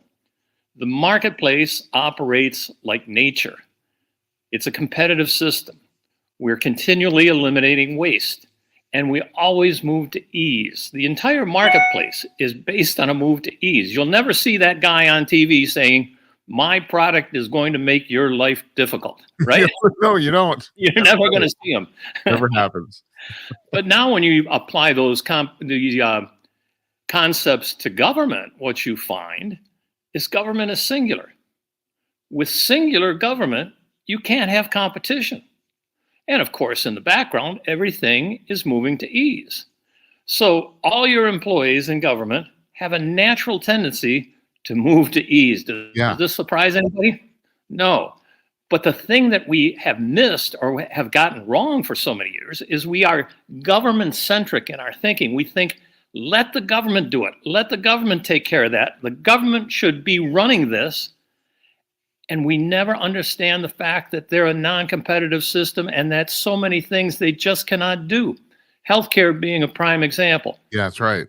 Healthcare is made for the marketplace. That's where you eliminate waste. Right. Government, you cannot eliminate waste. And that's why every government healthcare system you look at throughout the world is a disaster. Yeah. So, Don, okay, I have to tell you, the elegance of what you come up with here is downright brilliant. But in practical example, like you said, every single socialist healthcare system in the world has basically failed. Why do people want to keep doing it? They haven't the education. They don't understand the concepts of competition, waste, and ease. They don't understand the marketplace is a competitive system and the government is a non-competitive system. It makes all the difference. If you want something done, they say, ask a busy man, because the busy man is the one competing. He's the one going. Mm-hmm. But if you want nothing done, I mean, so I use this example. You're in a race, okay? And you're the only one in the race. Doesn't matter how fast you run, doesn't matter when you run, doesn't matter how long it takes, you're going to win. How hard are you going to train to run that race? Right. You're not going to train at all. No, I'm not. Yeah, which is the government. It's a non-competitive system. And, we get socialism wrong. I want to go back to the word socialism because we get it so wrong and it's so simple. We always look at socialism. We've been told socialism is a marketplace system, an economic system. Socialism is not an economic system. It's a government system. The government runs the marketplace. Yeah. Okay? What does that mean? The government is going to waste. And so we're shocked when we find out that every time socialism is tried, all of a sudden the country becomes dirt poor. Poverty reigns. And it's simply because there's no mechanism to eliminate waste. So what do you say to the people who say, well, the problem with socialism has never been done right? What do you say to them? It can't be done right. Well, can't. Well, I think that too. But I mean, what do you say to them? I'm quite serious. It's a government system. Yeah. When you finally put it where it should belong, not an economic system, as a government system, is the government a competitive system? No, the government is not a competitive system. So in socialism, how do you eliminate waste? How do you get rid of waste that is accumulating? You can't. Right. Uh-huh. Well, That's it in a nutshell. I mean, it's just too easy, right? Yeah. So Don, I've been saying for some time, you've basically said a philosophy I've had for a while, but you've done it much more elegantly and much more thought out about the fact that to me, the whole thing, the whole world revolves around competition. One of the things we have in the United States here that's relatively unique is we have 50 states that have their own relatively quasi sovereign governments. Now, the interesting thing about that is those states actually and the cities within actually do compete with each other, and that actually makes our form of government more robust. I've always said that the problem with everyone wants this globalist government, this one world government, it won't work because you're right. There's no competition. It's like Yeah. it will fail, and how do I tell my liberal friends that? They don't get it. You ask them the simple question, how does government eliminate waste? They don't have an answer. I've done No. it. They don't have you can't have an answer. That's the beautiful part about this. No one has been able to argue with me on competition, waste, and ease. You ask, how does government eliminate waste? Set up a new bureau, Right. which of course is just adding waste. Right. But going to the states, this is what I proposed in my book. Welfare should not be in a system of freedom. Everybody is supposed to become an adult, and when you're an adult, you're no longer a dependent. You're independent. You take care of yourself. You take care of your family. The definition of a child is someone who is a dependent. Right. Our whole point of schools is to create dependent children into independent adults. So welfare is kind of like not going to go away, but my solution is get it entirely out of the federal government. As long as the federal government will pay for it, the states don't care how much it costs. But when the states have to pay for it, now they're going to compete. I totally agree with you completely. Yeah. I mean, my thing on a pragmatic level, just using your own definition, there are some adults that physically cannot be independent. I mean, that's just all the way. But so you have to have some system, basically a safety net. But you're absolutely right. The federal government shouldn't be doing it. The federal government should do hardly anything. The federal government should basically supply our army. That's it. Well, earlier on you said the marketplace versus government. And that's really not the case. I mean, you should realize what you're dealing with. You're dealing with a marketplace or a dog, and government and a cat. A cat can't do what a dog can do, and a dog can't do what a cat can do. But the cat doesn't know that. You ever had any cats? No, never. I've had plenty. The cat doesn't know it can't do it. But anyway, that's another subject for bark for me, cat. Bark. Meow. But yeah, I mean, we have to understand that we have systems, and they can only do what they can do. They can't do anything more.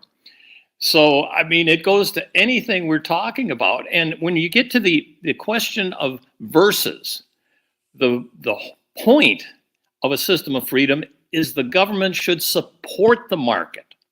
Okay? Anytime the government doesn't support the market, it distorts the market. And this is exactly what it does with socialism. It's distorting the market. Right. Now, the other thing that distorts the market is what we're dealing with today. Anarchy. Okay? Anarchy is no law.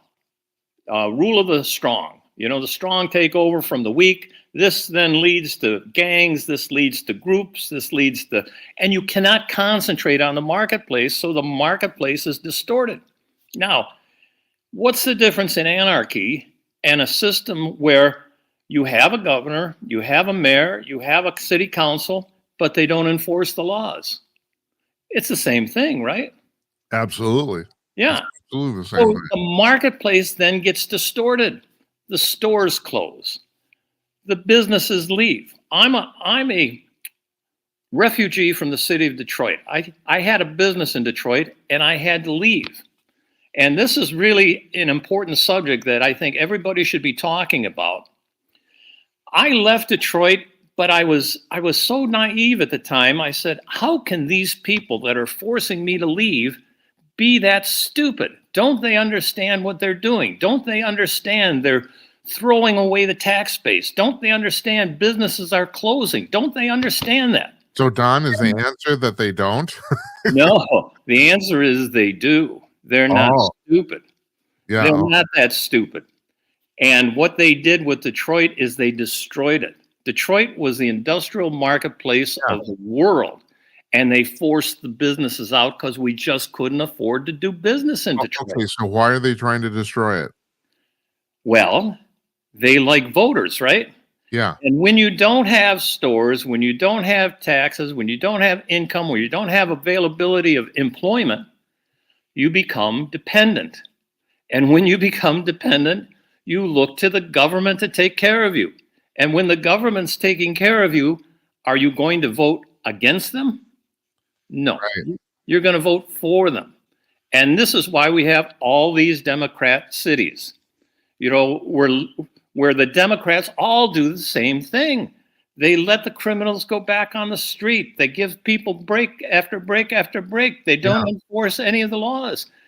And people always think that they want what is in their own best interest. And right now, the people in the inner cities think getting welfare is in their own best interest. I saw a guy on video the other day. He was in San Francisco, and he says, you know, I'm being paid for the government, by the government, to be homeless. He says, I get $650 a month, plus I get my food stamps. He says, why would I do anything else? Right. Why would you? People understand what is in their own best interest, and they do it. Now, this is distorting the marketplace. The government is distorting the marketplace. Another example, a host was just talking about, a woman had 8 children, and each child was getting payments from the government. And I said, all she's doing is taking place, working in the marketplace. She sees an opportunity and she takes it. She feels, or she realizes, that the more kids I have, the more money I make. And Right. that's her system for making money. But once again, the government has distorted the marketplace. This is not how the marketplace is supposed to work. Right. And I have to tell you, Don, I'm embarrassed to say it. I have people in my extended family doing that very thing. They're basically financial baby machines. You Yeah. know? Everybody knows people who have cheated the system. I've got friends who work under the table. I've had, you know, stories of people get their money and they buy drugs so they can sell the drugs. You know, I mean, it's So, Don, do you think that this is exaggerated at this point because America is too awash with money? I mean, people figuring out there's a certain percentage of the populace, and maybe about half, that's totally figured out what you're talking about, and some people in America are getting really hold on, Don, come back, oh dear, yeah. there you go. I got you back. Okay, yeah, good. So I was saying, people in America, some people have really figured out how to make money and how to be prosperous, and because of taxes, are we just too awash in money? Is this problem worse because we have too much money in America? I mean, Well, the problem isn't having too much money. The yeah, problem is being the reserve currency. And being the reserve currency, we can print money. uh-huh, And because we can print money, we can go deeply into debt. This is another reason for getting as many of these programs to the states as possible, because the states can't print money. And right. That's you know, right. it's a very nice thing to be the reserve currency. Yeah, It's not a very nice thing to be $37 trillion in debt. right. And what have our politicians done? They've kicked the can down the road. They said, we'll just print more money. We're in a budget deficit. We can't afford to pay for it, so we'll just print more money. Right, but if you're the state of Arkansas, you can print more money. Exactly. Right. Which is the brilliance of the founders again. Give as much to the states as you can. You know, the older I get, Don, and I'm sure I just assume you agree with this, and that is, I'm astonished at how brilliant the founders were. It's like the system they set up is almost perfect. It is astounding. And I, of course, believe Franklin was the puppet master. You know, you read history books about the Constitutional Convention, and you hear from the historians how, oh, Franklin was there, but he never said anything. He never talked. He was just sort of there. But when you realize how Franklin operated. His house was not too far from the Constitutional Convention, and he invited everybody over afterwards, and they had drinks, and his daughter served them and food and drinks, and then he would ask questions.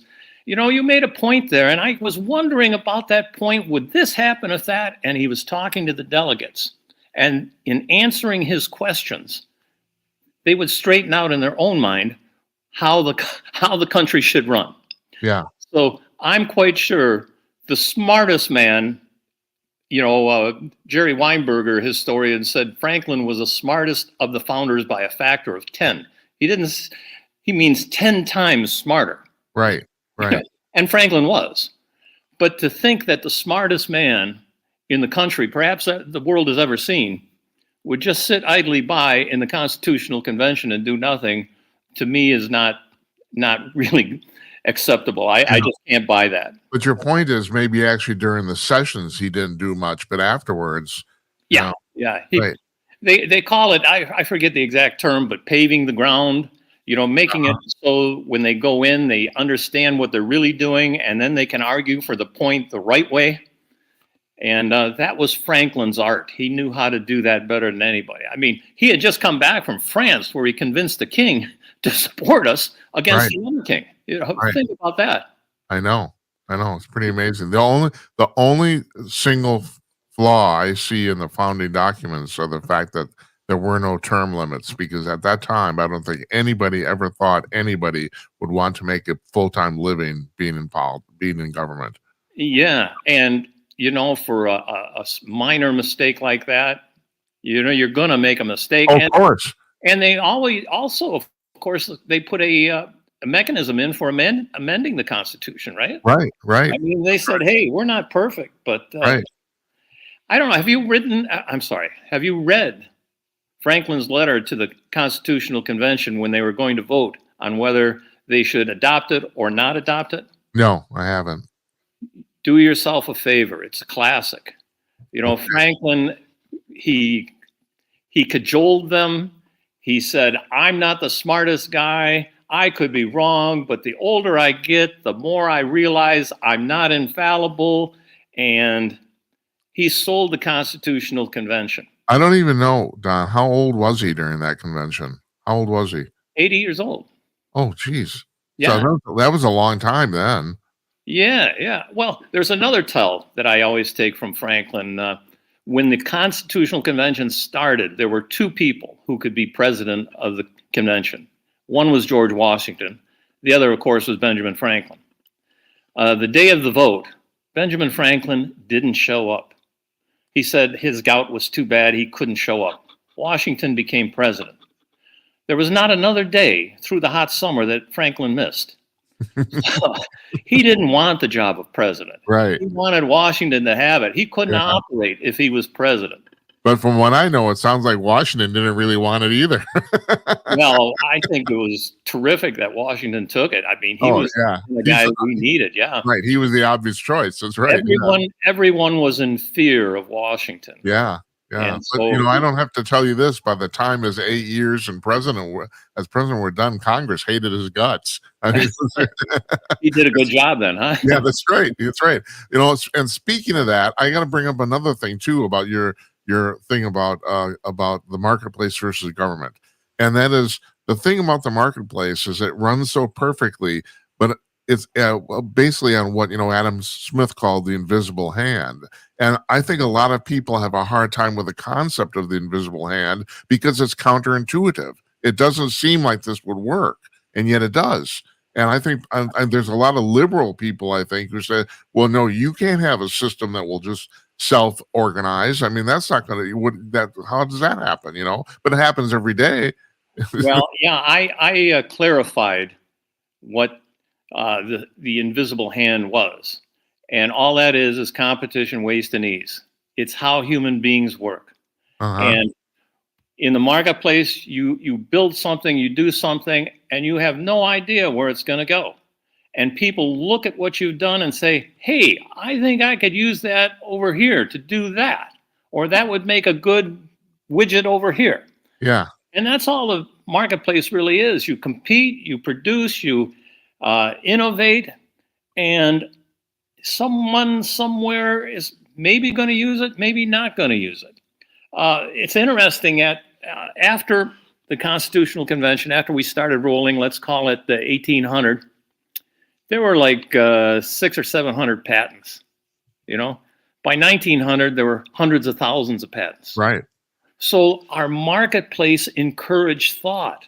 It's the first time in human history that a marketplace was allowed to encourage thought. Before that, you always had to ask permission from the aristocracy. Right. Franklin said, let's do away with all that. Franklin had a group called the Junto, just regular tradesmen like him. He was a printer. There were glaziers. There were people who worked in a livery, and they made policy for Philadelphia. Unheard of. But Franklin carried that to the entire marketplace of America. You have a blog post on your website about the fact that in England, that was the difference between America and England, is because they actually had a stratified class system, there was no real encouragement of freedom of thought. And because of that, nobody invented anything. Sure. And the other thing that happened in England was they call it primogeniture. You were going to be what your father was. Yeah, right. If your father was a farmer, you're a farmer. If he was a ditch digger, you're a ditch digger. Right. And Franklin busted all that. I mean, his dad was a candle maker, or a soap maker, if you will. Yeah. And my God, thank God Franklin decided to become a printer, huh? I don't even know. What's your family background, Don? I didn't see that.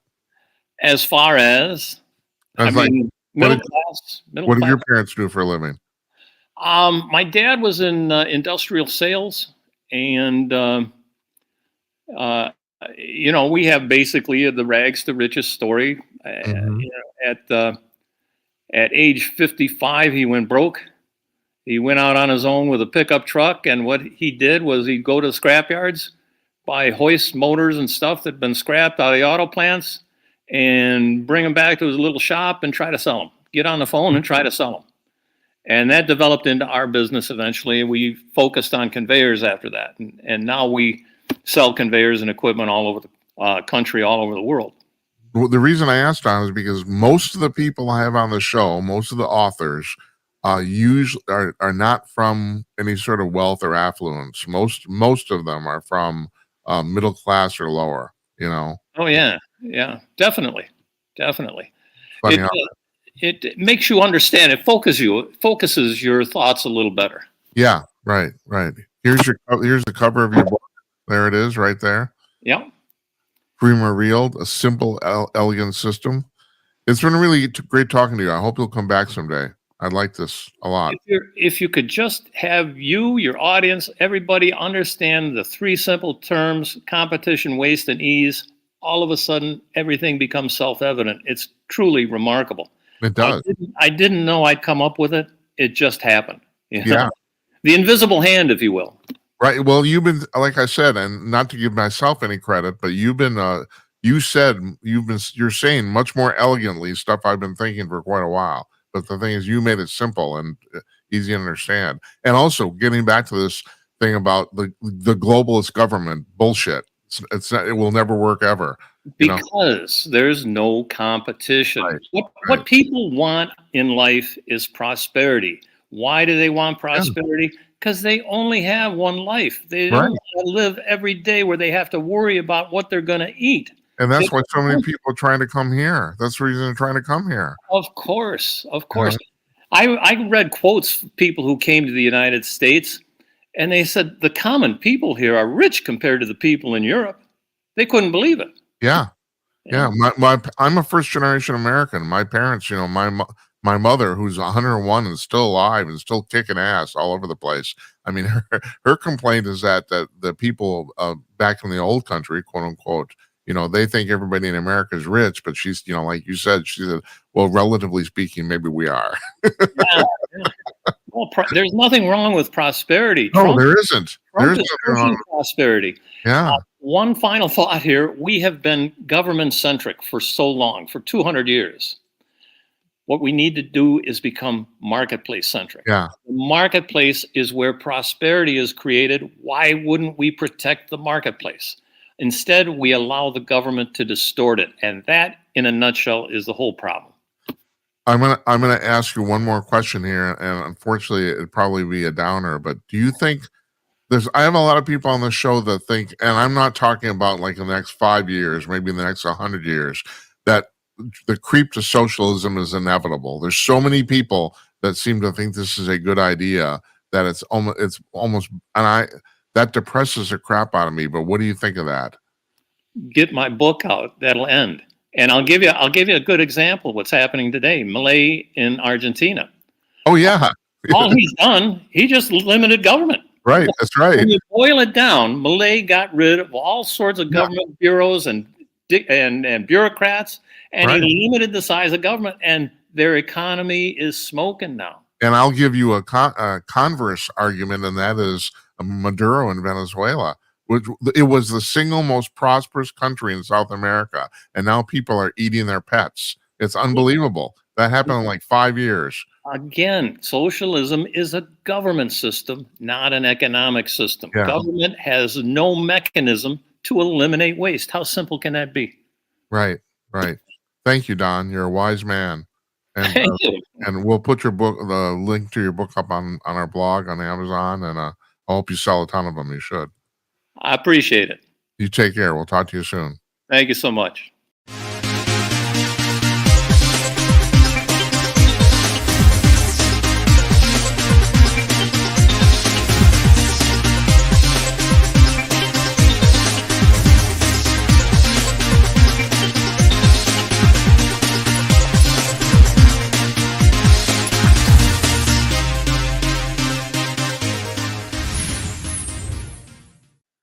Don Wilkie. His book is called Freedom Revealed. Man, 20 years of thinking to get down to 3 words, competition, waste and ease. Pretty brilliant. Pretty cool. Okay, we got to get out of here because we're pushing 2 hours, and although we can technically go over 2 hours, it really screws up some of our archiving with our videos, so we don't do that. And you don't need a 2-hour show. God bless Joe Rogan, but I'm serious. He's really good at what he does. I'm not going to listen to 3-hour interviews. I won't watch them. I just won't. This was long enough. But at least we had 2 guests. I want to thank John Mason, too, for joining us, too, and Don Wilkie. Tomorrow night, the guys from the Ukraine show. That's Ivan, Sasha, and Jonathan. And Ivan will be joining us from the Ukraine. So we're taping this ahead of time, make absolutely certain we get all the tech right. They do this show. They do their show twice a week, and they have a producer who coordinates all this, and so we got to coordinate it too. And we're going to have a expanded Gymcast tomorrow because we'll give you a rundown of what happens on the congressional UFO hearings, if anything. Probably nothing.